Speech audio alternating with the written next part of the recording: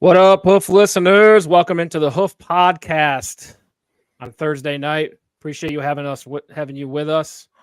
We had a whole show planned, right? But then Yeah. breaking news happens, and you got to pivot, right? So we're going through making new graphics, going through everything. I mean, I feel like Brandon Bean with the timing could have been a little better for us. Well, we knew moves were coming, and Bills Mafia has to learn to be patient, right? We're shopping on a budget this year still, so everybody was like going nuts that we didn't make a big signing or something right away in the whatever you want to call it, the pre-negotiating period. I know people don't like that legal tampering term, but from Monday right to Wednesday when the league year started, and then the league year started and the Bills still didn't sign a big name, but we knew it was coming. We needed this move. This is veteran free agent wide receiver that it was definitely one of the things on the checklist, and certainly a guy that's going to add a lot. But yeah, Bills Mafia had to be patient, and sure enough, Brandon Bean brought it right before the show just for us to have to redo things a little bit. But hey, it's an exciting thing to talk about, so bring it on, right? And this is the news we like. Yeah, and you don't seem like a blunt guy to me, so I'm going to go with the cigar, right? You're smoking a good Winston Churchill, let's say the sun's setting, smoking it down, right? You get to the last little bit and it starts to taste a little funny, right? Because you're getting towards the end. But you'll take one more puff, right? And that last puff's usually pretty good, and then you toss it, right? I feel like that's exactly what these receivers are, right? One more puff, the last puff for these guys, right? I mean, Samuel's had pretty productive years. 2 years ago was better than last year, but still productive last year. Mac Hollins, I think, had a productive year 2 years ago, but last year had a down year. So, I mean, it's exactly what you're looking for if you're Brandon Bean, right? Come to Buffalo, play with a good quarterback, have an opportunity to rejuvenate your career and have more productive years. I mean, because you look at the Commanders, I mean, they're tanking last year. They lost 9 games in a row. The Falcons, they had quarterback issues with Mac Hollins. So it's down year for them, right? Didn't know who the quarterback was, went back and forth. So it's a good opportunity. But if you look at Mac Hollins 2 years ago with the Raiders, pretty productive year, right? I think close to 700 yards receiving. So it's exactly what you're looking for if you are shopping in the bargain bin. Right. And you I don't like the cigar analogy so much because you make it sound like they're at the end of their career. You know, they're not at the end of their career. These are guys with they're younger, right, than the guys we had previously. They have more experience in terms of, Samuel at wide receiver, which is what we needed. Upside is the word that I would use, right? There's upside here where you're catching them at a low point. Yes, maybe, right? Because of the situations they were in, but you know that they're capable of even more than what they've already produced, right? Curtis Samuel has never played with a quarterback the caliber of Josh Allen, not even close, right? And same with Mac Hollins, although I feel like his role is going to be more special teams and kind of reserve wide receiver, although we've seen the Bills use those wide receivers, and it's good to have depth there when there's injuries inevitably. So both signings I think are important for this team, but to me it's about that upside, right? That upswing. Yes, come to Buffalo, get yourself in that upswing, play with Josh Allen, get yourself to the peak of your career, and that's where you want to be with this, right? Yeah, I'm happy with both of these signings. I think they were both moves needed. And it doesn't mean we're done yet. That's for sure. So it's moving in the right direction, though. Yeah, and 3-year deal, $24 million with an upside to $30 million for Curtis Samuel, $15 million guaranteed. This is a cheap receiver in today's market, right? Oh yeah. Productive number 2. I mean, they're not going to go, $5 million a year anymore. It's just the receiver market is just rising and rising. It's getting to the level where it's like almost with quarterback salaries, right? So if you're looking for a productive guy who's proven, who does have some years left, right, who's still productive, you have to pay, right? And I think that's kind of what we're looking at here, especially at this phase in free agency. I mean, there's still options out there. It seems a little early, honestly. So I think the Bills were just willing to pay on this one. Yeah, and this is, a situation. The contract details are not released yet. We know this much about the contract, but in terms of what is the cap hit for 24, my guess is it'll be around $4 or $5 million with the, signing bonus spread out, and then probably like $8 million and then $12 million to make it where it's cuttable in the third year, and there's going to be some spread out, some dead cap involved there. But Bean is working the magic to make it work within the budget and still give this guy what he's worth. And the whole 24 worth up to 30 million. We know that's a PR for the agents and all that to say, oh, it's a 3-year, $30 million contract. Yes, but in reality, it's a $24 million contract. And in reality, when we see the details, it's likely a 2-year contract where he's going to be with the team for 2 years. And the third year is an optional, team has some leverage to cut him. We know that's how Bean works. So even without seeing it, that's my interpretation of what it's going to be.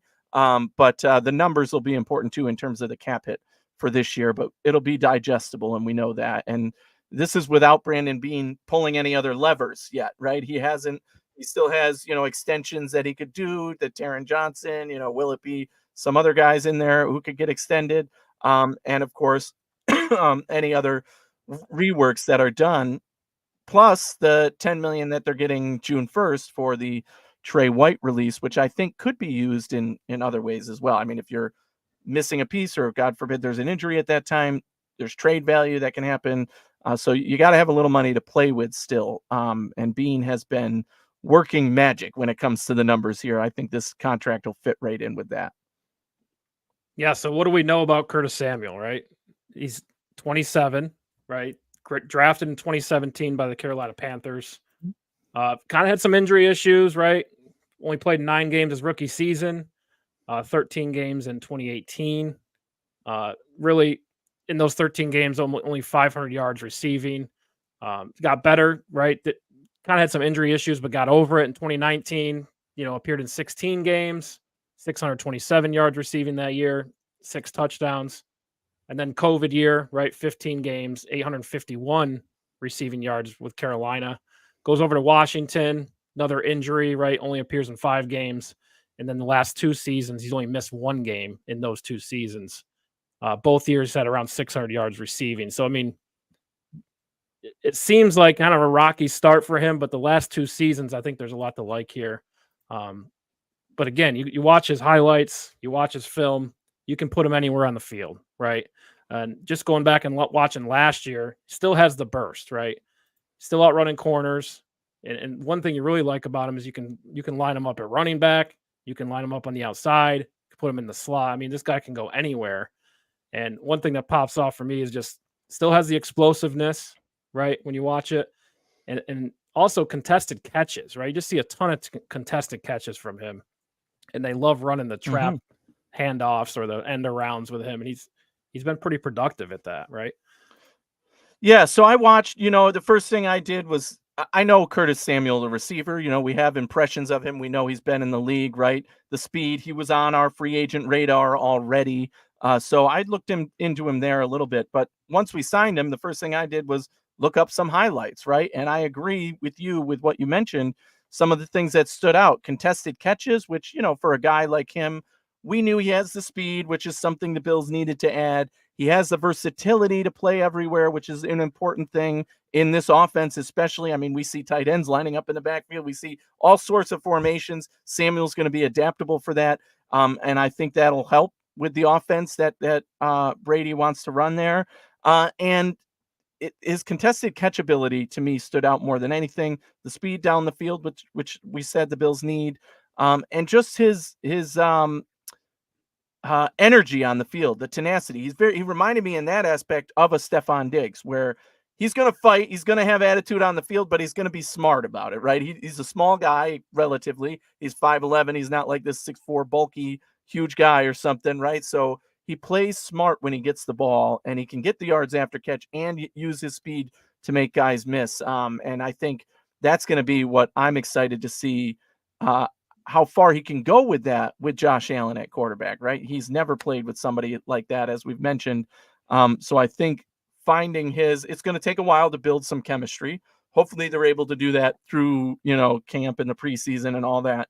But once they build that chemistry, that can be an electric move for them. Think Cole Beasley and, reliability. I know we have Shakir in the slot now, but in terms of a guy who, you can release it to and he's going to catch, or, we know Josh Allen likes to roll out and the play is broken. A guy like Samuel can get open and you can throw it to him. I saw that a lot in the highlights as well, where it's a broken play, contested situation, and he just zigs and zags around until the quarterback heaves it up to him and he ends up making a play, right? So those are all good aspects that Samuel is going to add to the Bills. And I think this signing is pretty much, worth every penny that they gave him. Yeah, and I think you look around the Bills receiver room, and this includes Dalton Kincaid as well, right? And I think you have, you talked about Cole Beasley a little bit. There's really 4 guys that can do those sort of things, right? Just to find the hole in the zone, get some yards after catch, right? Really, that's Kincaid's specialty too, is the F tight end out in the slot, right? So I mean, now you're looking at like, who do you guard here? Because like, there's so much all these receivers are interchangeable, right? I don't know if you'd put Kincaid on the outside. I mean, we've seen it at times, but I would not recommend it. But there just seems like those easy throws, that can get yards after catch. Now you have a bunch of guys that can do that, and I think that makes it challenging for the defense because somebody's going to be lined up against a linebacker, right? And I think with the athleticism now, bringing in a guy like Samuel, all of them can beat a linebacker in coverage. Right. And with Samuel specifically, it's the downfield aspect of that, right? We've seen it in the short and intermediate. Now it's the deep ball. You can do that with a guy like Samuel who can get open and use his speed to his advantage there and beat guys athletically, like you said. And one of my favorite stats that I saw retweeted, I can't remember which of the stats people retweeted it, but it was that I saw anyway. Samuel had the 3rd fastest burst off the line of scrimmage in the NFL last year, which is something obviously that helps any receiver. And on a team with Josh Allen, when you have that burst, you can beat the guy in front of you no matter how good that cornerback or defender is. You're going to get past them and they're going to have issues with it, right? If it's not getting the ball to him, if the safety goes to that guy, then like you said, under the middle, there's going to be a guy missing somewhere. So just even if it isn't production rate away from Samuel, that attention alone is going to open things up for Diggs and Kincaid and the whole rest of the bunch there. So again, it makes a lot of sense to add a guy like this. And he was on the radar. We talked about him every show, I think, that I listened to mentioned him as a possible target. And I'm glad that the salary came within a range where, it was targetable and hittable.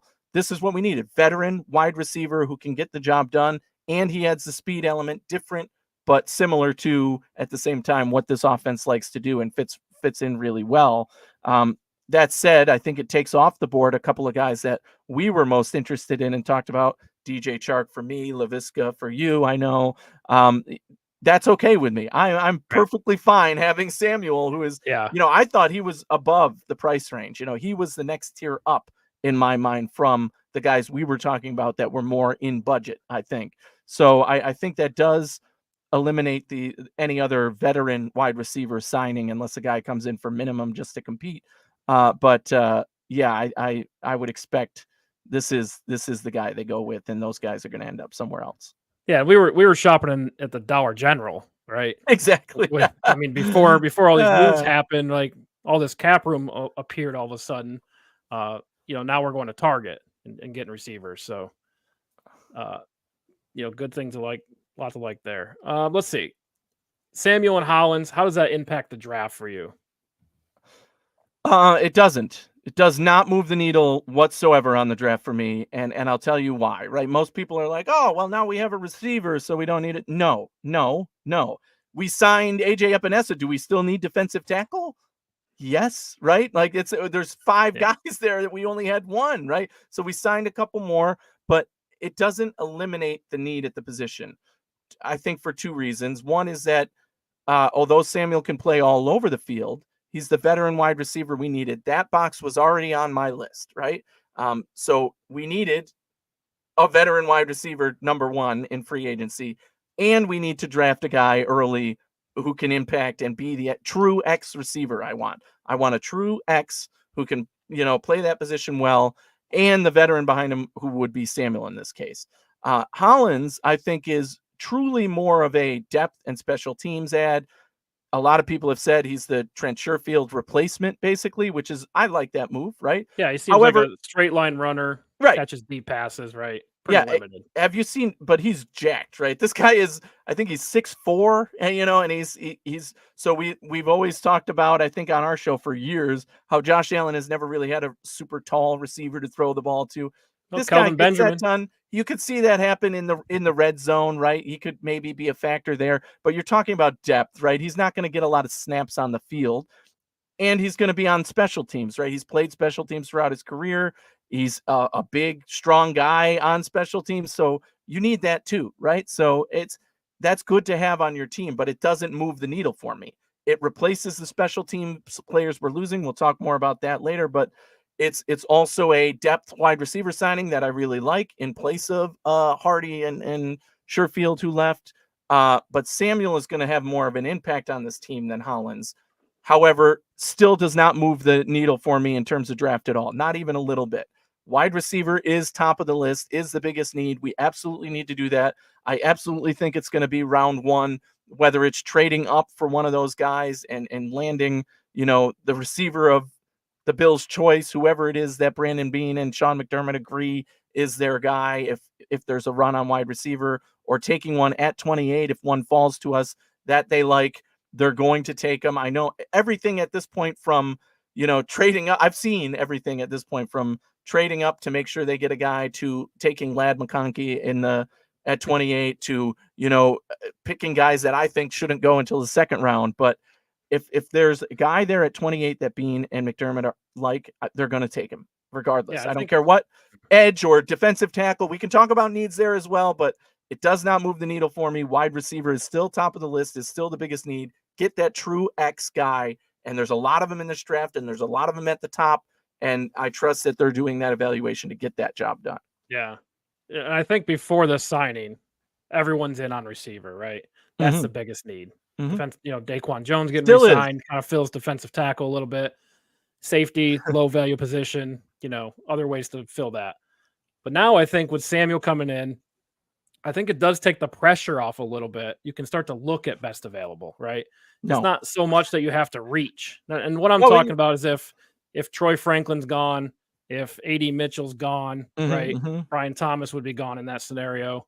And you basically have to choose between, Ladd McConkey or Keon Coleman based on where you're looking, where you have them on your draft, on your board.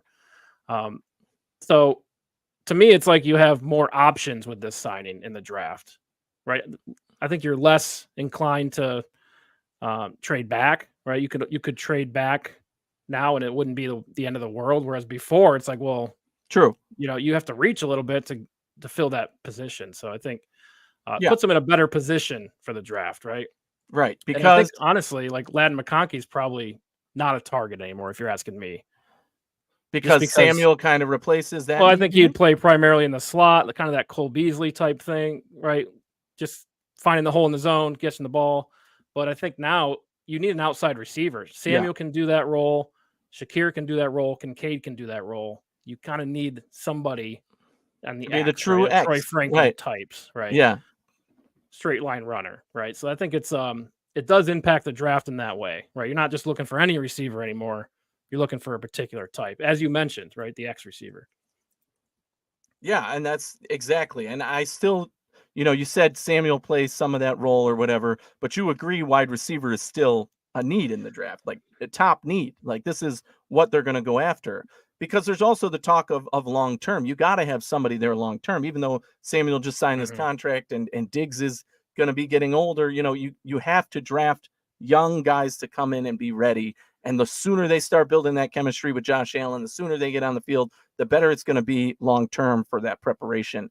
And again, I think Sean McDermott and Brandon Beane are on that page right now. They know the first priority here is Josh Allen, and we've got to do what it takes to make sure he still has everything going, and we'll figure the rest out as we go. So, I don't think any of my top priorities have changed with any of the signings really so far. Yeah, and I think you should get younger, right? And Samuel's still a young player, but like 2 years down the road after this contract, he'll be pushing 30, 31, right? We know Diggs' age. So I do think you have to get younger too. But you got to get the right guy as well. And that's interesting. I mean, I think everyone likes Brian Thomas. A.D. Mitchell's been rising up boards for good reason, running the 4-3. Kind of seems like he can do it all, right? He might be the steal of the draft if you can get him late. And Troy Franklin seems to be falling a little bit because there's just questions around can he he didn't have a run? good camp. What's his Yeah, route or a tree? good, Right? Like he seems more like a straight line runner, just going to beat you with speed, which he can do. But can he run a full route tree? There's questions there. So like a Jalen Hyatt type, right, for the Giants. Oh, Just straight that's line not a good speed, and comparison right now. well, he But just hasn't yeah, been really productive in the NFL. So I think I that's what's mean, pushing Troy Franklin back a little bit. right. And I just wanted to mention Keon Coleman. Mm. He's very intriguing to me, right? Polarizing guy, the most Yes, polarizing guy in this draft so far, I think, but I for think me anyway, that I've seen. really his disadvantage is he's in a draft that's extremely competitive at his position, right? Mm-hmm. I Mm-hmm. think when you get into the details, there's a lot to like about Keon Coleman, right? If you look at a guy like Drake London, I think is a good comp, That's and a he's good comp. Yeah. very productive for the Falcons, right? Sure, And he was that's a a top 10 positive. guy, right? Yeah. He was a top 15 guy. He can do those same type of thing, using body as leverage, right? Contested catches seems to be his Mm-hmm. strength, but he's not the top end fastest guy. And I think Drake London ran like a 4.58 in the 40, right? So I to me, I think Keon Coleman is something to look at 28. I know you I'm hate that. I know. I'm not on the Keon Coleman train. I do think he's going to be successful in the NFL, whichever team he goes to, but I just can't get on board with a guy who's so polarizing, right? There's enough experts saying this guy's going to be a bust that I just don't want anything to do with it. Although when I watch him, I say the same things you do. Oh, contested catches. The argument from more of the experts is, well, he can't get open. That's his problem with contested catches. And, he's slower. He's not a speed guy. And, he's strong. Sure, he can battle, but is that going to translate well to the NFL? There's too many questions there for me. And any guy you draft is going to have questions. I get Right. that, but you have to somewhat lean on the experts, the Right. scouts, right? There's And plenty of speed guys who don't make it, right? yes, yeah, the same thing. You The can't have fastest 40 one doesn't always factor. translate. Exactly. You can't Yeah. have one factor, and then that's immediately going to make you the guy either. But again, I think he's the one guy that I'm like not on board with is Keon Coleman. If they draft him, great. They see something in him, and I trust that. But not the one that I'm going to have mocked to the Bills for sure. I think the added pressure too, and the reason that I truly believe the Bills will either trade up or draft wide receiver at 28, either way, is that whoever you don't take, you can be damn sure that Kansas City is. So there is added pressure in that sense, right? You better have your evaluations done to a T where you're like, you know what? Even if these four are gone, we are taking this fifth guy who we have a second round grade on because we can't let Kansas City take him, right? In the sense of we know they're going to likely be on board for a wide receiver and that this player is good enough that if he ends up on our competitor, that's going to be really bad, right? So it's a double-edged sword there. And I feel like when they're evaluating, McDermott and Bean know what's going on, and they are evaluating in that sense too. Like, okay, if these two guys are still on the board and we take one, that means Kansas City's likely getting the other. And what does that mean, long term for who we're going to end up facing down the line? Now, you don't make your own decision just based on who else is going to pick somebody. But it does play a factor in this case because you can't pass on wide receiver and know that they're going to take the guy that you should have taken who turns into a star or whatever, Yeah. right? So that is, again, another reason why I just absolutely am on board with the Bills are taking wide receiver in the first round. And Right. I hope it is, the guy that they truly want and they don't leave somebody on the board. There's been a lot of push for Ladd McConkey lately. I really hope Brian Thomas ends up being the guy. Adunze is actually one of my favorite receivers in this draft, but I think he's going to be long gone. Well, early. He's everybody's favorite, right? Yeah. Those Is he? top Yeah, three I don't guys, know. every Yeah. team would love to have them. Oh, sure. Yeah. I mean, Yeah.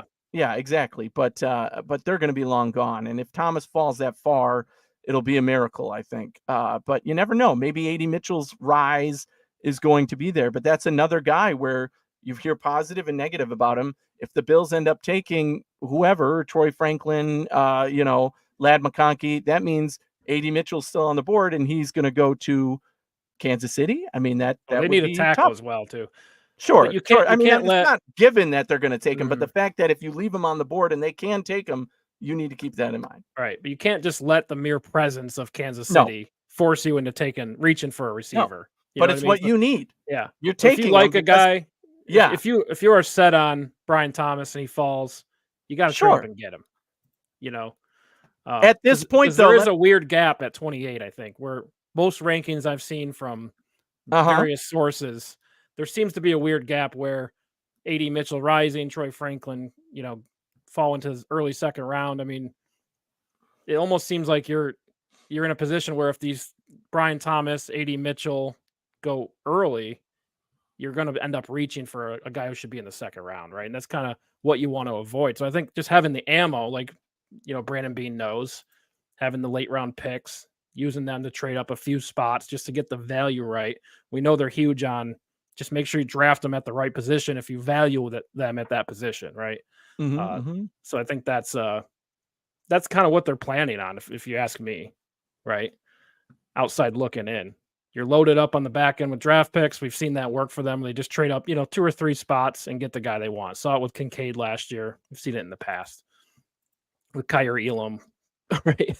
Which doesn't always work either. Exactly. I mean, that's why I think I was going to ask you next, where do you draw the line at round 1 wide receiver? I mean, I've seen everybody from Ladd McConkey, AD Mitchell, Worthy, Keon Coleman, who we've already talked about, all in the first round. And then you have some guys like a Troy Franklin, what's another name that's come up in the first round? Roman Wilson. Oh, first round? First round. I'm talking like where, I think that's about where the line is. But if the Bills took Troy Franklin, we've already talked about that as, I'm happy with that in the first round. And now he's projected to go second. I don't care. The Bills should take him if he's there. And that's the guy that they've evaluated and said, we like him, right? They deserve to take the guy that they think is, going to fill that need for them, especially again at the X receiver position, which I think Troy Franklin would be a good match for.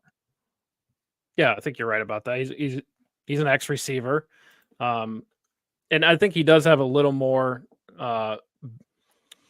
route capability than Jalen Hyatt, but he's in that category, right? If you ask the scouts to read up on it, straight line, he's going to beat you with speed, right? And that's getting off the line, stuff like that, question marks, right? Contested catches, question marks. But definitely speed, and obviously he's a tall guy too, which helps in the red zone.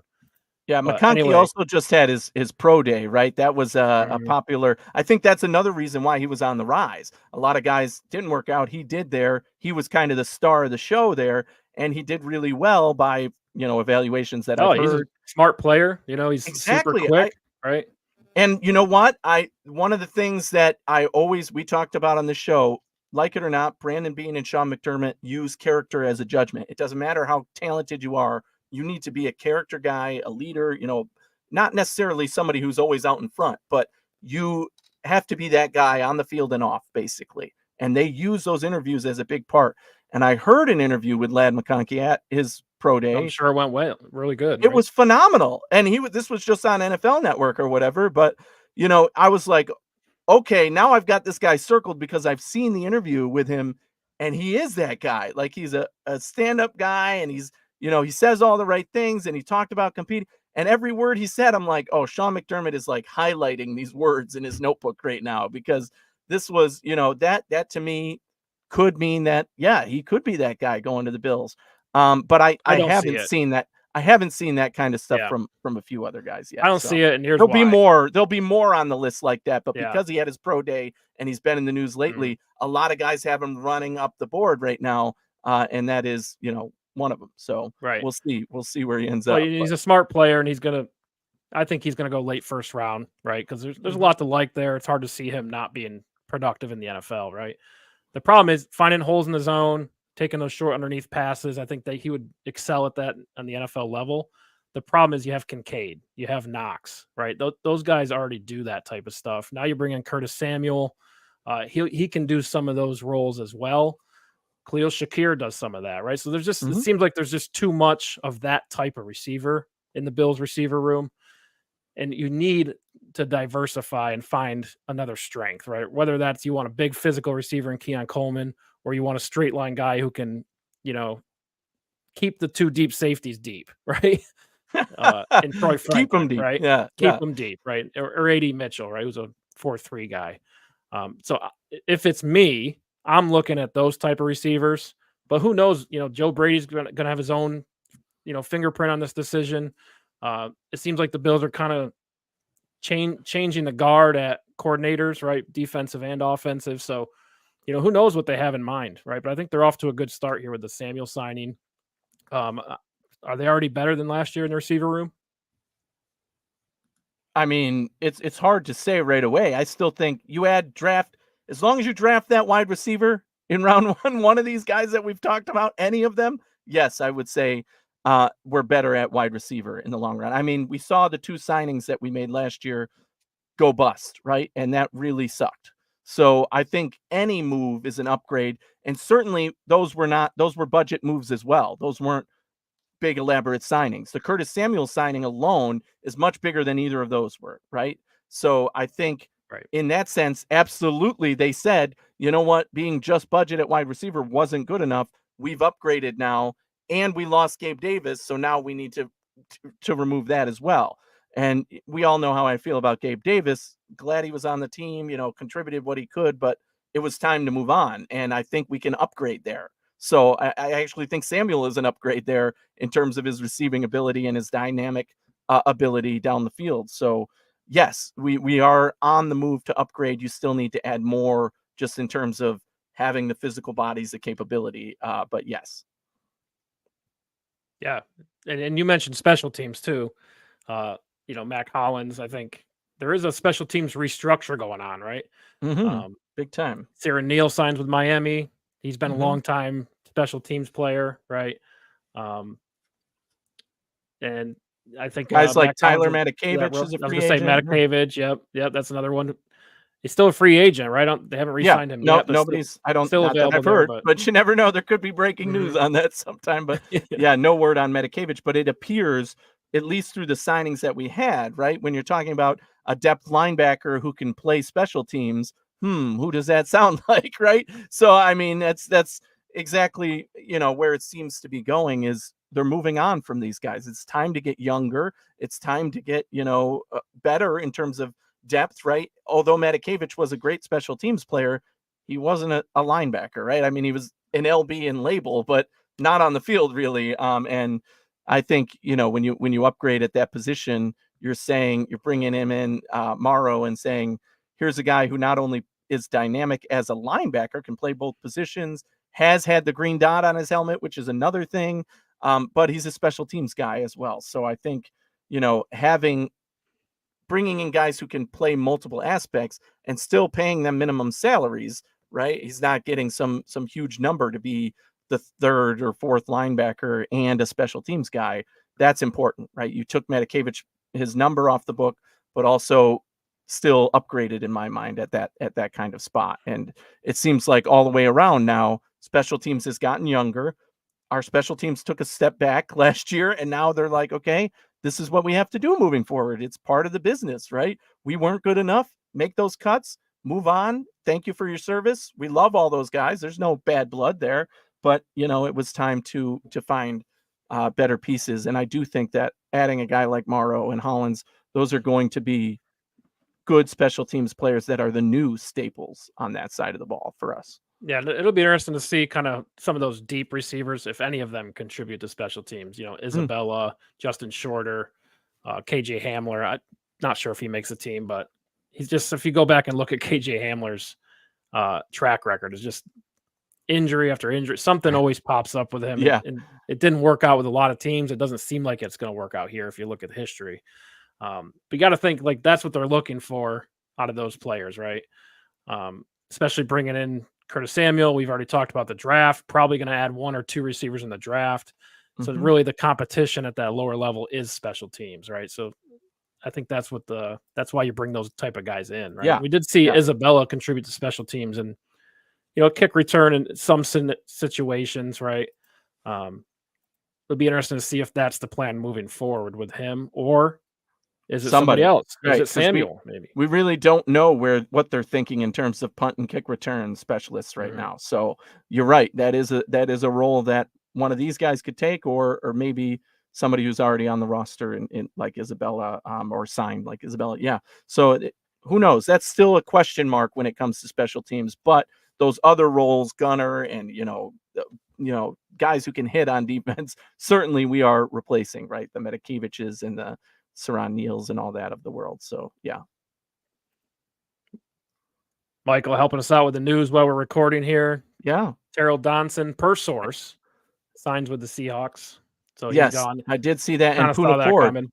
Puna Ford as well. So Puna Ford just signed. There we go. Where did Jason he go? helping Yeah, us out here. Chargers. I did see those two come across as I was looking here as you were talking. But yeah, that's two moves again that speak to moving on, right? I mean, I would have loved to have Puna Ford back. I would have loved to have Tim Settle back in a role where they are just depth, Tim Settle right? got signed elsewhere as well. Minimum, right? yeah. So Tim Settle went to the Texans, I believe, Texans. right? So, and yeah, now that Puna Ford is gone, it shows you that although the Bills were re-signing their own, they are moving on in a sense. They are defensive tackles and the defensive line in general. That depth is going to still need to be added. And Bean knows what he's doing there, right? Keep in mind that we added a guy last year who was our leading sack guy after the draft, right? So it wasn't like, Leonard Floyd. Yeah, Leonard Floyd was added after the draft, right? And on a lot of these contributing players were added after the draft, veteran depth who isn't a premier free agent right now. If they don't get signed in this first week, basically, you're probably not getting signed until after the draft, right? Not only have teams done their draft and know where their holes are, but it doesn't count against the compensation and all that. And there's so many reasons, but then and the sign them for the minimum. Yeah, the market's cold, right? So they kind of accept that, hey, I'm not going to get the contract I wanted. I'll take less. And in that case, why not come to Buffalo, be the best version of yourself, maybe win a Super Bowl? There's a lot of good draws there that Bean knows how to work that magic and say, okay, he's probably calling those guys right now, right? Yeah. It's not like last year he never called Floyd until after the draft. No, he was talking to him and saying, hey, I'm interested. We would love to have you on this team, but here's how we're thinking. Von Miller's trying out his GM, building that GM resume, right? That's right. Yeah, Floyd, brought him in. And exactly. So those calls are happening now, right? Bean is very active right now. Everybody's like, oh, where's the signings? Where's the information? We know what Bean is doing, right? That Taron Johnson extension is happening likely right now, right? It just isn't being announced, right? Those calls to free agent safeties. That's one position where I do think if they don't sign anybody, we know they're going to, right? It's not a matter. Nobody, we're going to sign, if not two more safeties from this veteran market, right? And I think that that's a position specifically where it is likely going to be after the draft. But Bean is making those calls now saying, hey, here's what we got. Here's what I'm thinking. We really would love to have you. If you get a better offer, I'm happy for you. Take it, but know that we want you, and here's what we're thinking for it. And that's going to be important for contributing pieces to this team. Again, just because a guy doesn't sign in the first week of free agency doesn't mean he's not going to be a major contributor for this team, wherever his position is, right? And same with something like kick returner, punt returner. There could be a wide receiver out there or whoever that has that special ability after the draft that we're like, you know what, this is still a hole we have. We're going to bring him in and let him compete and maybe win that job, So I think when we were first looking at the safety market, it's pretty thin in free agency, right? A lot of guys got cut, though. Yeah, a lot of guys got cut, so I think that really helps. Brandon Bean's strategy and shopping at the thrift store right after the draft. That they thought maybe they would have a shot, maybe get a couple different offers to choose from, but with all these good players, good safeties hitting the market, I think it's it's much more in the Bills' favor to get a good player at a cheap price. Yeah. All right. What else we got here? Eric Armstead saga. Yes. There was a report earlier that Eric Armstead signed with the Bills. I think I have that here. Yep. Diana Rossini. Yeah. Diana Rossini from ESPN. Former 49er Eric Armstead is signing with the Bills per sources. And then another report comes out 2 seconds later and says that Eric Armstead is signing with the Jacksonville Jaguars. And then that tweet was deleted, by the way. That information was deleted. And mistake acknowledged. And it's not the reporter. But again, she got a lot of hate for that. But come on, this stuff happens. It's free agency. They're talking to both teams at the same time. Right. So somebody from his camp obviously said, hey, this deal's happening. And, it's going to the Bills or whatever. But at the last second, Jacksonville said, "Here's our offer," and he took it. Right? Yeah. It changed. So I'm not going to give her any hate for making that call and then changing it, within reasonable time of seeing that it was wrong. Mhm. But But you were this excited though, right? no, I mean, When you saw this. no, I was literally, so this started the night before, right? Everybody was like, Mhm. Everyone's "Oh, on watch, Armstead right? got cut and he's really interested in the Bills." And this was reported right away by the 49ers beat reporter, right, who said, "Look at the Bills because his wife's from Buffalo and all this." And I don't believe that was like a load of crap to me, because I'm like, there's no way Yeah. he's signing to the Bills for like 6 Right. to 8 million when he's going His to get wife was at Duff. 15, right? Yep. Yeah, all right. Like this, Eric Armstead, I would have loved to have him. Don't get me wrong, but I did not buy into it at all, because I was like, look, if this happens, it'll be a miracle, and I don't expect or think that's going to happen even in the slightest. So it didn't surprise me at all. I mean, look at the numbers: 3 years, 51 million. Like the Bills Right. couldn't pay half of that to have him for Yeah. 3 years. So Yeah, they're broke. I mean, it was not going to happen, and I did not expect it to happen. But it certainly was a saga, because you saw some of the people on Twitter, a lot of the guys at Cover One, I know, were really excited about this. A lot of the guys Would have been a out huge there upgrade, I were think. tweeting saying like, Yeah. "Oh, this could happen, and here's how it can happen. And if we do the money this way, and if he only takes 8 million to do this," I knew there was no way he's taking 8 million to come to Buffalo. Like I would have loved it, but I never bought into it. Right. So Yeah, he's great a player player, that has a market, but I mean, certainly. to get a defensive tackle like this, I think would give us a lot more confidence, right? Going into Oh the God, draft. That's one position I thought they need to fill. I mean, Daquan Jones, great player. He was re-signed. That was huge. But to hmm add a guy like Eric Armstead really kind of fills the need, right? Now you can go, shop the free agent market and find a really cheap defensive tackle like they've done in the past with Tim sure, Settle, Jordan Phillips. But you kind of put that story to rest, right? Going into the draft, we don't need a defensive tackle early, and you can really focus on the fun position, receiver, right? Or what other position, safety or whatever you prefer. But sure. I now mean, I still think it's a need though, because this didn't it happen, is. right? It is, but there's still, again, I think that's a position, specifically defensive tackle, where there's enough guys out there that they're going to be the later signings, right? We're going to add Mhm. 2 veterans. I don't care who we draft or what happens. 2 veterans will be signed post draft to this team to say, look, you're coming in. And those players know that on this team, the way we run this defense, Sean McDermott's defense, you're going to get snaps. You're likely going to get 30% of the snaps coming in as a $1.5 million signing, or whatever the minimum is now, $1.8 Right. Well, it's million the dollar Leonard signing, Floyd right? story, right? Yeah, Come here, exactly. play for 1 year. We're gonna put you in a position to succeed, and then you can go get paid, And he did, which he did. right? And that's, a lot of those guys are even just the depth pieces, right? Even if you're just a Tim Settle or a Poona Ford, you're going to come in after the draft and say, okay, this is a good place for me to get snaps, to show what I can do, and then hopefully get a bigger contract next year or stay with this team long term, whatever it ends up being. But yeah, I mean, Sean McDermott and Brandon Beane, they have the leverage in that situation. They know, hey, we want you, come here.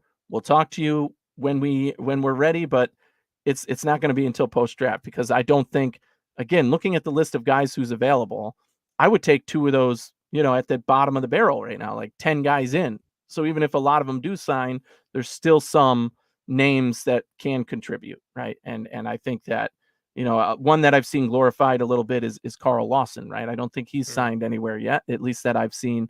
Yeah, and So the Bills were in on him before he edge, signed right? with the We're talking Jets. defensive Right, line in right, general, but right. yeah, exactly. The Bills were in on him before, and he kind of had a down year, so he really fits the mold of has an upside, right? He's in Yeah, the valley, and we want to bring him back up that hill. Even if we can get a little more out of him, I think that would be a good signing. But that's just to bring up one name that I've heard floated around.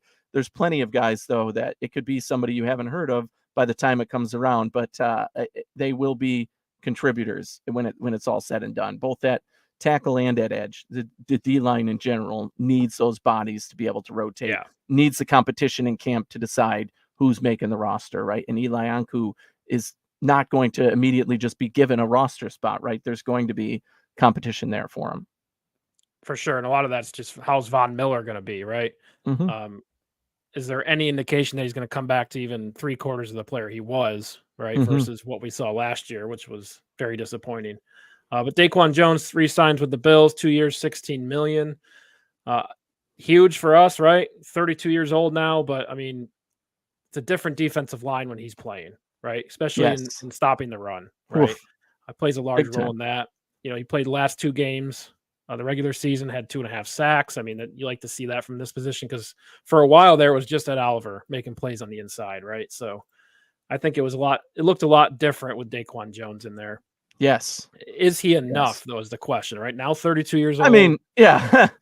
Is it enough? You need another player that can. Yes, right. You need another caliber one tech D tackle, right? You need a guy at that level to be able to get snaps and come in and take that position and give him some rest. Like we said, they rotate, right? So whatever percentage of snaps you want Jones and Oliver in there's going to be another combo of guys that needs to be at that same level. I mean, obviously not contract or full production wise, but you need to be able to maintain that with a D tackle. And again, I trust that Sean McDermott and Brandon Beane are doing the work to find that guy, right? Beane knows the budget, knows what he wants to spend on it, knows, maybe they will bring in a slightly higher paid guy to be right behind Daquan Jones because you want that injury protection, but also the rotation that you need. So right. Same you type can't of put thing, yourself in a position like last year where Daquan Jones goes out Correct. week 5.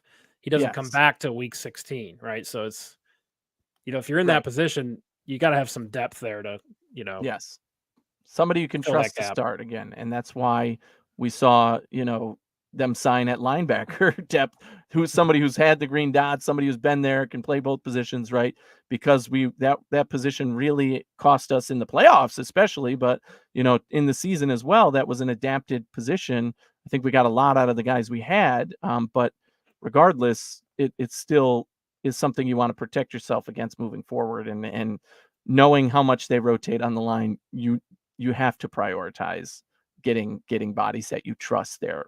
So they'll know the budget, but it wouldn't surprise me if they sign maybe one more guy there before the draft and then wait till after to get 2 more veterans after drafting one at each position, an edge and a D tackle, right? So we'll see how it all shakes out, but that's my expectation right now. Draft 1 at each position at least. Later round picks, you're not expecting to maybe contribute as much or make the roster, but I'm talking top 3 rounds is probably going to be wide receiver, D tackle, edge in my mind at this point. And that's, my expectation is bring in a guy, draft 1 guy each at those positions, and then sign, 2 veterans to come in and be those. Yeah, and I think Brandon Beane and Sean McDermott, they're really good at finding players late in the draft who have high upside, right? Meaning, hey, they may have been overlooked in the draft, but like this player is a team captain, good leadership, going to put the work in to, contribute to the team. So I think they've been good at that in the past. I mean, there's a lot of starters on the defense, especially for the Bills, that were drafted late, right? And they, we cut Trey White probably because Christian Benford was so good, right? And right. You kind of you're put at ease there, Matt Milano, right?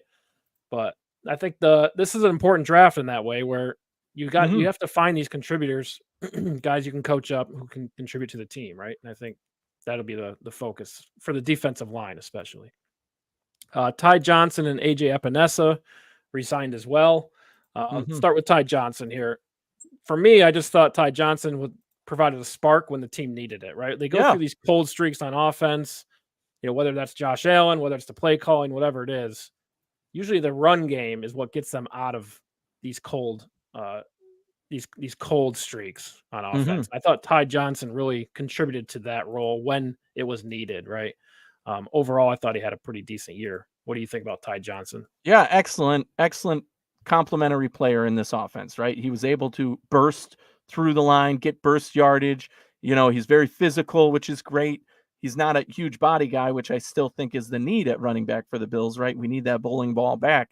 But for my money, I wanted Ty Johnson back, right? And the important thing is you're not overpaying him, right? We saw one of my biggest surprises of free agency so far was that running back was like top thing to go, right? Everybody got their running back in check. And it wasn't overpaying for running backs necessarily. Well, by any standard, they're not the highest paid, right? We're talking below the lowest below Curtis Samuel's contract, basically, right? But when you're paying a wide receiver that much, it takes away from other positions. So I'm not a fan of paying running back, right? So Mhm. I just think if you have a guy who is your one, you bring in Joe and Bob to be the 2 and 3 and get it done, because there's not much difference between those guys and number 2s and 3s who are getting a lot more money, right? Right, and So, it'll be and a guy interesting to like see Ty 'cause Johnson, he's right. already proven his value to this team. You got to keep him around, and he's a good complementary back for James Cook, who you already have there. And if you pair that with, again, the bigger body guy that we still need, that's going to be your 1, 2, 3 punch at running back right there. Yeah, that's it's an interesting point you bring up about not paying running backs because a lot of them there's a lot of running back movement right now, right? Yes, yeah. Derrick Henry, Saquon Barkley, Joe Mixon, Joe Josh Mixon. I Jacobs. mean, Yeah, I know, it's shocking. Josh But like Jacobs. These guys are all coming. Most of them off down years, and they're right. getting paid, right? But 8, 9, 10, 11, $12 million. Those mhm, are big contracts. right. And it'll be Saquon, interesting to see like you is bring it him worth in. it though? Is it do they Exactly. I contribute don't to the think so. team? Do they help them win games? That's the big question, especially That's Barkley and Derrick Henry because they're going to good teams who are already yeah. good. How much do they move the needle for them? Right, right. And in those situations, you take a little bit of the burden off, right? So, which is good, right? Derrick Henry doesn't have to be the every down ball carrier that he was for years and years with the Titans, right? He can be the playmaker and maybe come in positions where it's going to benefit him most, right? And benefit his team most, which is why you pay a guy like that. So, it doesn't necessarily surprise me that Derrick Henry was paid that much because he's, proven Yeah. his value in this league, Well, but he the showed he fact still that he's has it too, right? right. The fact that he's down. I mean, there were people talking about him coming to the Bills, and I laughed that off every single time because I'm like, you wish he would come to the Bills, but guy's going to get paid, and he did, right? Rightfully so. I So, really just I wanted him to come to the Bills just so I could have Josh Allen and Derrick Henry and Madden. That would have yeah, been there you epic, go. Oh right? my God, yeah, That would have been right. great. Well, if you go to the Oh, I talking still have to heads on trade, I like guess. ESPN or NFL Network or whatever, that's what they're saying. Who's the best quarterback running back tandem in the NFL right now? You know what nobody said? Josh Allen and James Cook. Are you kidding me? James Cook is coming off a career year where he was one of the top backs in the NFL, and Josh Allen is one of the top quarterbacks by far, right? Like, there's no Well, I think he's in the question. top Should have 20 been. running backs too, right? Like so Yeah, right. So, I mean, come on. If you're talking quarterback running back duo, how could you not have those two in the mix and instead say Henry and Jackson, who we've never seen play a snap together, or one of these other guys, Barkley and Hurts. Now, those guys are definitely higher level, but you can't tell me that Barkley and Hurts are going to be better than what we've already seen from Josh Allen and James Cook, who are doing it again next year. So, it just tells you that the talking heads are completely clueless on the NFL. They know big cities and big names, and that's it. But they don't pay attention to Buffalo, and they yeah. disrespect Buffalo all the time. If you're having that conversation, there's no way you can't insert Allen and Cook in that conversation, right? In terms of what they have already proven on the field, where they're projected to be next year, you're assuming that the combination of Henry and Jackson is going to be all of a sudden as dynamic as both of them in their prime. We don't know that, right? So it's just that was pretty frustrating for me as I was flipping through the channels, getting my breaking news throughout the day, because it Yeah. was just, come on Yeah. now, get out of It's here with that. so Those frustrating two for you. belong in the You conversation. had to become a talking head to get your point across. Yes, Yeah. but I'm not on the national TV. Stephen A. Yeah. Smith and all them Yeah. guys saying the Bills are done, their windows closed. This is nonsense talk, and us Bills Mafia and those listening to this podcast right now know better, right? We're Bills fans. We understand where this team is. We know what they're doing. We know what we're planning for. We trust in Bean and McDermott. The guys on TV saying the window is closed are just idiots. They are literally ignorant on the Buffalo Bills and how this team works, right? They are, or just trying to get clicks in the case of summing them, right? We've seen Nick Wright do that over the years. He's just saying that Mhm. to get clicks. He doesn't believe that in Right. his heart. It It works. works. It works. They get their clicks. But we know that, when you're on ESPN or whatever, those guys, they're just purely ignorant. They do not understand how this team or how the NFL works. And that to me is frustrating because they get the attention, they get the national spotlight. People hear them a lot more than they hear us, right? So it's absolutely frustrating, and that's why people should listen to podcasts like ours instead of going to the bigger networks and hearing the nonsense that they spew. Because if they're this wrong about the Bills, it makes you wonder how wrong they are about the other teams as well that they talk about, right? So yeah, I mean, and the praise they give where it isn't deserved sometimes. So it's obvious, but yeah, I'll get off my soapbox now. But that is, it's just so frustrating that the hate continues. The hate continues. It'll be there forever, right? Yeah. All right, AJ Epinesa. What are we thinking about him? 40% of the snaps last year. Give or take a little, but most games was in the 40s when it came to playing time. 6.5 sacks, right? I think this is probably the best year we've seen from AJ Epinesa. Right. 10 QB hits. I think there's now expectation for him to take another step, right? Yes. Will he get more snaps is another question. Possibly, right? Again, with the rotation, more snaps is a relative term. What, he's going to go up to 60%? That would be miraculous in this offense, right? Yeah. So he did miss 2 games, so you got to think he'd be pushing double-digit sacks, playing only 40%, right? Absolutely, and he was making big plays. That's not counting the interception, the batted balls. He was making big plays consistently, and I think that's super important, right? When you're doing things like that, that's phenomenal, right? You're having true impact on the field. And what I like about this signing most is exactly what you said. There is an expectation that he's going to continue to grow, right? He's staying put. So he's grown with this team, this coaching staff, the guys around him, and now he's going to be that guy in this offense or this defense a little more, but he's got growth underneath him, right? He's still got room to go up. And that's what we talked about with some of these other guys who were in the valley and have room to go up.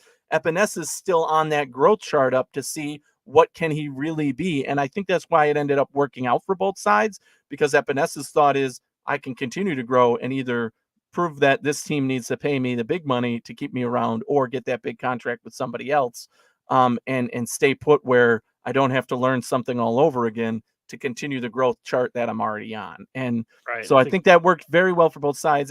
This was another very popular, hey, if we can make this work and nobody's throwing 10 million at him, which they didn't, very reasonable signing. And the contract is what ultimately made this work. Another one where there's some incentives where it could be a little more, but likely it's basically like a $6 million a year contract, right? So that's very reasonable. That's very much where I wanted him to be. And I think it's going to end up working out best for both the player and the team. Do you think he took less to stay in Buffalo? No, it's not about that. No, nobody does that. That's not a real thing, right? Like maybe if you're like, oh, I want to win a ring, and you're like, I'm going to get that minimum. Matt Milano did that. I've already made my money. You're right. Matt Milano was the exception to that, where he definitely took less. He could have gotten a lot more. It's not that he took less. He could have gotten a lot more if he played hardball, right? Instead, he took the extension and said, this is what I want. So probably, and he was then, right? I've been the biggest Matt Milano stan forever, since the day he was drafted and came to our team and I saw his play on the field, right? We remember back in the day when we would have debates about should he be traded or whatever, and I would get up there and say he's our best player on the field, and he's proven that through, right? And that's why he's still on this team. And all these guys around him are now going to get paid a lot more than Matt Milano, which is funny. He did. But that's not really a thing you can rely on, and guys don't do that. Again, I think Epenesa knew where his value was. Somebody might have offered him 2 years, $10 million a year, but within reason, you're like, okay, or I can do 2 years, $6 million basically with the Bills, and then work my way up to 20 million and be that guy again, right? Because that's what, if you're on a good track and things are working out for you, yeah, why disrupt it, right? Exactly. Those top edge rushers are getting absolutely paid, and Epenesa is still young enough where he knows he's got another contract in front of him. He's just got to prove it, and he bought into that, which makes sense. And I think it was a perfect match for team and player. But going into the season, I think we were high on Greg Rousseau making the jump. Right. Yeah. Turns out it was actually Leonard Floyd and AJ Epinesa. So again, I think the spotlight goes back on Greg Rousseau. Yes. Because he's the first round pick. He's the genetic freak, the long arms, right? Unique abilities. So again, I think the spotlight's back on him. Epinesa is more like, we weren't expecting complimentary, a jump, right? Yeah. But it just happened. Yeah. So we're like, okay, we'll take it. But I think going into the season this year, we're still probably look at Rousseau, right? Yes. Kind of see how he's doing. He definitely Epenesa's playing with house money at this point.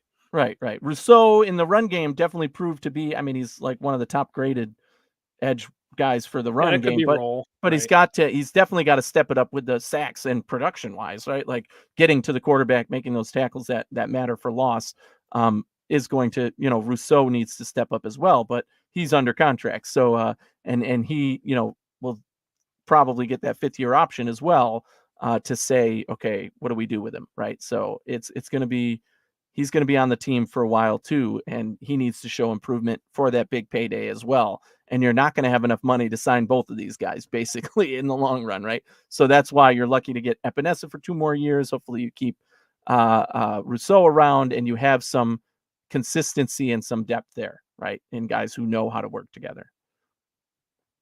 Yeah, it'd Always be, good.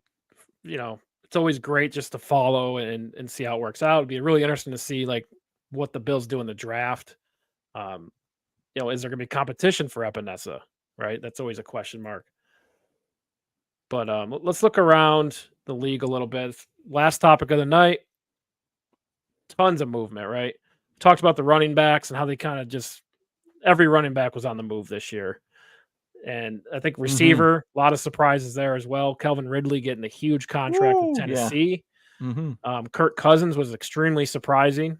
I thought he'd be in Minnesota forever, but no, turns out he I predicted his that wife one, from the Dolphins, Atlanta or something like that. But I didn't know that. I didn't those know that connections, yeah. when we talked about it on this show. It was when he got injured, and we were saying, will he be back with Minnesota? He's a free agent. I mentioned Atlanta as a top landing spot for him, not knowing his wife was from there, but just knowing where that team is and the fact that they had money that they were willing to invest. You might as well go out and get the top quarterback, right? And they did do that. And the word out is that they're going to be trading Ritter or trying to trade him. So, they have their guy for the next 2 to 3 years. Yeah. And that contract actually makes Kirk Cousins if he plays it out to the max, he will be one of the, if not the, I think, top paid player ever in the NFL in terms of money given out by contract. And already with the guarantees, he'll be in the top 3. So that's insane to played think his cards right. Right, he did. He bet on himself. Think about the journey to Washington, then Minnesota. Right? He's been the franchise quarterback. He still has a lot to prove. I think, he still has a lot in the tank. I'm high on Kirk Cousins. So I think him going to that team makes a lot of sense. They have a lot of weapons. He's going to be the veteran guy who can help them grow and take that next step. And then, yeah, I just think that is a great match for both the team and the player again, where Kirk Cousins is going to thrive in that offense, assuming he comes back from his injury. Okay. Right. That's the other thing here is, if the Atlanta Falcons are taking a big, a trust step there to say he's going to bounce back and be, the best version of himself. Good old Ralph Wilson Sr. letting us know that Ritter already went to the Cardinals. Yes. That was where he was traded. Yes. Yeah. But I forget. Enough. I think that was, yeah, that's right. For Moore, right? Randall Moore went back. Rondell Moore. Yeah. Kind of a running back type receiver. Player for player. No draft. The other quarterback was Sam Howell going to Seattle. Yes, that was 2 weeks ago. We talked about, are they going to be on the same number team? 2? Are they going to have 2 UNC quarterbacks in the same roster? And Drake May, Sam Howell, because I thought Sam Howell did some good things last year, right? Before they decided to tank the season, that whole thing. But does that indicate now that the Commanders will go get Drake May in the draft? Oh, well, they're definitely getting quarterback. Whether it's going to be, whoever, May or Daniels, we'll see. But I do think that's the direction they've now blatantly put out there, right? We are taking a quarterback. And, to somewhat, this wasn't surprising. When you get a new GM, a new owner, a new coach, even though Sam Howell has shown a lot and probably has a bigger upside in the league still, room to grow. With all of that coming in and you have the second pick and pretty much you're taking quarterback, there was no place for him on this team. So moving on was just what made the most sense. Now the fit for Seattle makes things interesting because, even though they're paying Geno Smith, Sam Howell is a caliber of quarterback where he has big upside.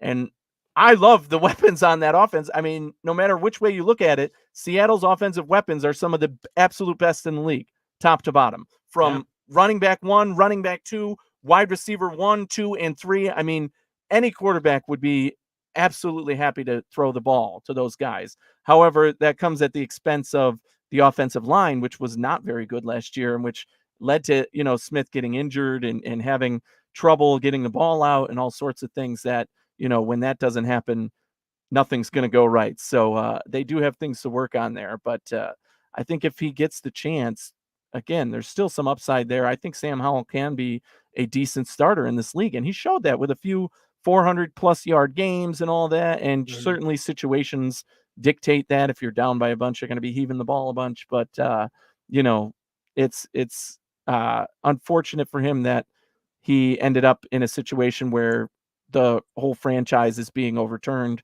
So, you're out with it. And I don't think it's as much of a reflection on the player as it is where the team is at right now. Right. In Seattle, right? Pete Carroll out, right? Mike McDonald from Baltimore in. And it'll be interesting to see if they maintain that culture, because Pete Carroll's been there for so long that, the culture's been the same for how long was he there? 10+ years.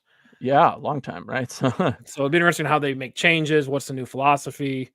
They're an interesting team to watch, especially because like the local team, the Washington Huskies, have so many people in the draft this year, and they kind of, being a local team, have some kind of insights with that, right? They probably have relationships with the coaches. You get a little more information that way, but interesting to see what direction they go, right? Which kind of ties us into David's question here. In what round do you think Bean will select a center? I love Jackson Powers Johnson and Zach Frazier. Do you believe in the possibilities that Bean considers the importance of replacing Mitch Morris with a solid prospect? Everyone has a receiver, but the importance of O-line isn't really a priority. Yeah, this is interesting because we kind of discussed this last week. Like, will the Bills, they're saying they're going to put Connor McGovern at center, but is that just to make everyone happy for now? And then they're going to target center in the draft and then move Connor McGovern back to left guard, because Connor McGovern is really well known as, one of the best pass blocking left guards in the league. Right. So moving him to center, and I know he's played center in the past. You mentioned Joe Marino brought that up. He does have some snaps at center, but he's so good at left guard and pass protection that would you want to mess with a good thing? And already has on this team, right? Yeah, again, right, it works with Josh Allen under center. So, it's and maybe it's they just like David Edwards, so you make that move right at left guard. But I think Jackson Powers Johnson is going to be gone in the top 15, top 20, just because he does have the versatility, guard center, and he's good. Certainly, big guy. Yeah, I mean, I don't think it's going to be center. I don't think it's going to be one of those top guys, right? But round 3, round 4, they're definitely going to draft a center as well, right? Especially if it's a center guard versatile guy, right? Regardless of anything, even if they don't draft a guy, 100%, this is not Connor McGovern's job, right? They don't hand you the center position and say, take it, right? They're going to bring in legitimate competition for him.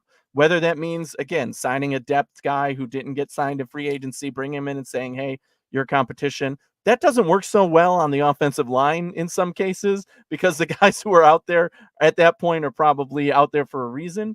But they will, and ultimately I think this will be by draft a center versatile guy to compete for the position of center and legitimately be there, right? So we saw this with Osiris Torrance, right? Last year, and we mentioned this last week as well. He was not handed the position. He had to earn it, right? And he did through the preseason. So I think if they invest maybe a 3rd round pick on a center and they say, we're going to let you take snaps, we're going to let you be legitimate, and it clicks, right? You figure out your top 5 and it ends up being that guy at center, then it's a question of who plays guard, right? Is it going to be McGovern or Edwards? And I think ultimately it would be McGovern, because we've seen that does work. And I feel a little more comfortable with going with what we know works rather than, moving everybody around. But you just don't know. But we absolutely can put 100% stamp on the fact that they will bring in legitimate competition for the center position, legitimate depth, legitimate competition, because we traded away Bates, who was that guy, and we have moved everything around. So absolutely have to get that done. And in my dream scenario, that's exactly what happens. You draft a third round or 4th round. he ends up being a stud. You really like the way he clicks with this offense. He does everything you need him to do. Boom, he's the starting center day one. And, McGovern is still left guard, and Edwards is that depth 6 guy, right? And plays that role well. Those are where we know they are. Problem is getting a center in the later round picks that can start, especially coming off Mitch Morris. That's a tough one for sure. That's a huge hill to climb there. But I do think the offensive line was so good last year, right? It's their best year since McDermott's, been the coach. So I think that's a good thing, right? Try to maintain that as the best you can. And maybe David Edwards does fill that, right? And they think they're going to be better off with this structure. But I think it's a priority, right? I definitely agree with David that it is a priority. It needs to be, yeah. But again, they have depth there already. So it's like kind of balancing those two things. Good point that the Bills do not have a 3rd round pick. They traded one away for the cornerback depth that we got last year. And then this year we were expecting that to get that 3rd round comp pick for Tremaine Edmonds, and it ended up being a 4th. Still some contention there. I don't understand that system or why everybody said it was a 3rd if it ends up being a 4th. Like, you get a pick. You get a pick. But ultimately, I don't think that stops us from taking a 3rd round guy. They're going to do everything they can. I think that Bean will work the phones and use some of those later round picks to get back up into the 3rd round and pick a guy, or use it to make 2 2nd round picks, which might end up working as well. But, that's going to cost more leverage than we have. You might be dipping into next year's picks if you end up doing that. But I do think I say top 3 because I fully expect that we're going to take a guy in that round, and it's not going to be later 4th round by our next pick, right? So we will still have 3 top 100 guys is what my hope is ultimately. Agreed. Yeah. What else you got? I think that's it for the night. Yeah. Signing overall, Curtis Samuel, right? Oh yeah. I mean, this is the first step in the right. Like everybody was waiting for that first big shoe to drop, right? Oh, we've only re-signed our guys, or, oh, we signed, this guy who's not going to be a real player. Now, every player we've signed so far matters and is going to contribute in their way for this team. And more importantly, every guy has been on budget, and Bean has worked his absolute magic as he always does, especially now with this Curtis Samuel signing, because that's the biggest name to come in. It satisfies the fan base. Hey, that we finally got a guy. I think it puts everyone at ease going into the draft, right? Which is what I needed. I was just bitching up a storm 2 days ago that needs some move to happen, right? Exactly. And I understand the strategy. Be patient, right? We're shopping at the Dollar General, but all these signings going, through my Twitter, through my notifications. I just wanted to see one Bills signing, right? So I'll take this one. This one's pretty good overall. Especially going back and watching Curtis Samuel and realizing, oh, he does still have some juice, right? He's still the player that we all know him as. He's not washed up yet, right? So yes, absolutely, right. And again, this is going to be a player who's contributing, and Bean is not done. Bean is going to continue to make signings like this, maybe not for as much as this, but continue to work the phones and make things happen. And by this time next week, we'll have more to talk about. I can tell you that in terms of breaking news or new things that have happened. And we're also going to start prepping for the draft, which is going to be exciting, right? Our draft series coming up here. Looking forward to diving a little deeper. I've done a lot of surface level stuff, but need to dive deeper. And can't wait to bring that to our audience as well, because you and I love the draft, right? I love covering that stuff, and I can't wait to post it again and bring that to Built in Buffalo as well. And looks like people are still some new people seeing us for the first time, as Roy Collins helping me out here. Romeo has had epic rants in the past. Great stuff. Believe it or not, Anthony's actually calmed down a lot. He really has. I don't know what it is. I think he had 2 kids. This is who I am, though. Yeah, calmed him down a little. So. But regardless, man, I have one energy level, and that's go, go, go. This is just who I am. It's not something I turn on for the show or whatever. If you're talking to me, out at dinner or, at a bar or wherever, this is who I am. So if you see me and we have a conversation, know that this is absolutely the genuine Anthony Romeo that you're getting, right? And Anthony did wear a Bills suit. He used to wear a full Bills suit every show, but then he got a real job. We'll bust that out. Again. No, well, we know why I wasn't allowed to wear that for certain reasons for a while. I still wear it all the time. Game days, for the games I go to, the suit's still in full action, and You know, I'm always dressed to the nines, but yeah, it's got to make a comeback. So you may be seeing the Bills suit back here on Built in Buffalo come a season time, or maybe even in the preseason. So don't worry, it's still there, and it's still going to be in all its How about glory. draft night? Ooh, that's a good point. I could wear it draft night. You're There you right. go. If I do coverage, which I'm hoping to do some coverage with Built in Buffalo, I absolutely will wear the suit. There you go. Look forward to it, Roy, because it's coming back. Mark the calendar. There you go. There All you right, go. that's all we got. You know, tune in next week, 7:30. We'll be back here. We'll recap the other signings the Bills make or any other roster moves that they make. Be sure to stick with us on Built in Buffalo, and we'll talk to you next week. Thanks for kicking it with us.